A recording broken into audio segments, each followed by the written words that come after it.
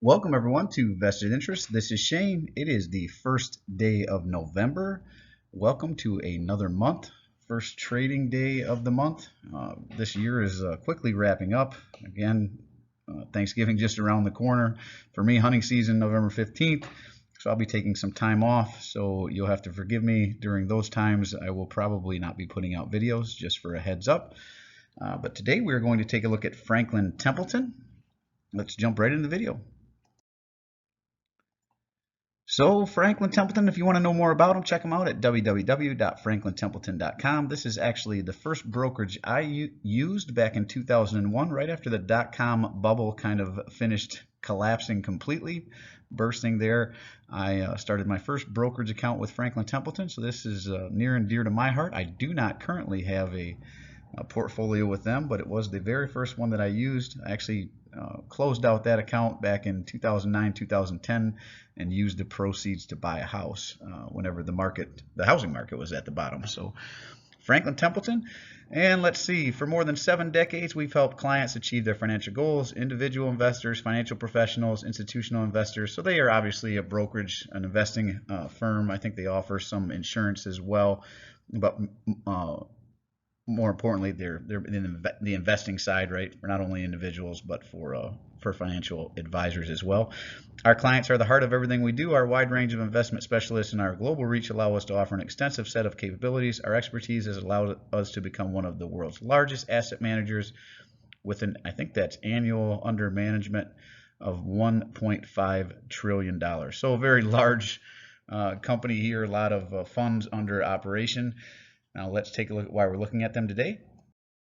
And they were down 3.62%. That is the main reason we were looking at them. Anytime a company drops, 3, 4, 5%, it's a good time to take a look at them and see what they offer for valuations. We are talking about Franklin Resources Incorporated, ticker BEN, out of the financial sector.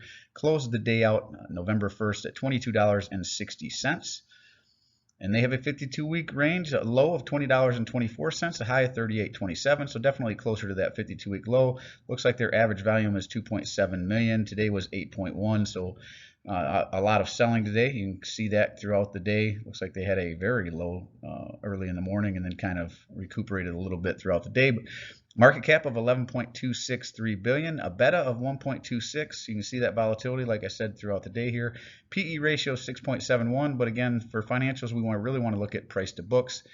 So we'd get into statistics. You could find that under this tab here. If you went to Yahoo Finance, this is where I pulled this information. Not affiliated, just where I like to pull some information. So if you clicked on this, you would be able to find their 5-year average data and some other data in there as well. Like I said, PE, price to book, PEG ratio, that sort of thing.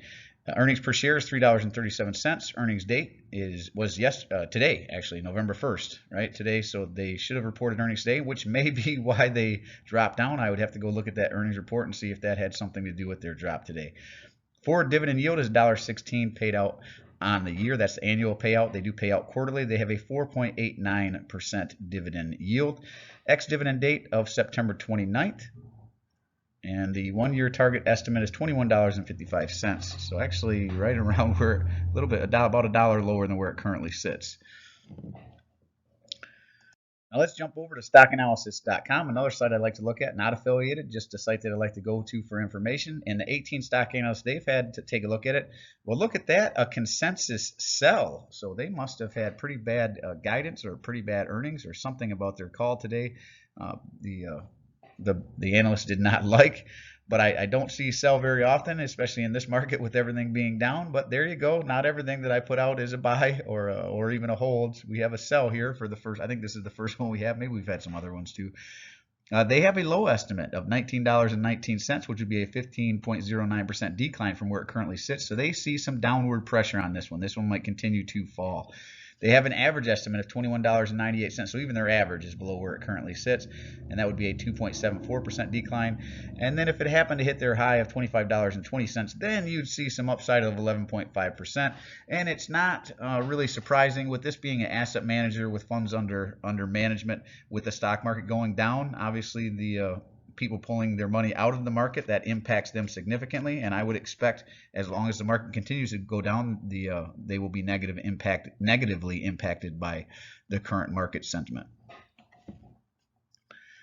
Now I've made some adjustments to this slide. Typically I would show you, this is where I would show you my position. I do not have a position, but I did add this whenever I show you the payout ratio. So Ben has a 34% payout ratio, so that's very nice. Anything under 75% is nice. Dividend growth of 3.5%, so it is growing. Their dividend is 29 cents. It does pay out quarterly. So I wanted to give you some information on this slide so we're not staring at a blank slide whenever I don't have a position in the company. I do not have a position in Ben. It's not one that I own, and like I said, I don't even have a brokerage account there anymore, but it was one of the first ones that I opened. And to be honest with you, this company, with the market being what it is, I would throw it on, if it was me, I would throw it on my watch list, see how far it comes down, find an entry point if I was interested in this stock, and potentially invest maybe when the market kind of bottoms out or levels out, and then maybe as people start to turn around, or the Fed turns around and stops cutting rates. Because as long as they're cutting rates, guys and gals, in my opinion, the market's going to continue to come down. As interest rates go up, it usually negatively impacts the market. And then eventually, as they start to normalize rates, and rates maybe they pull back a little bit, then you'll start to see things kind of even out in the market. But until then, a lot of these companies are going to continue to pull back, even though you'll get a bear market rally every now and again. I know the last week or two we've seen a lot of green. In my opinion, that was just another bear market rally. You'll get those in bear markets like this where the market jumps up real, people, it's oversold, they say.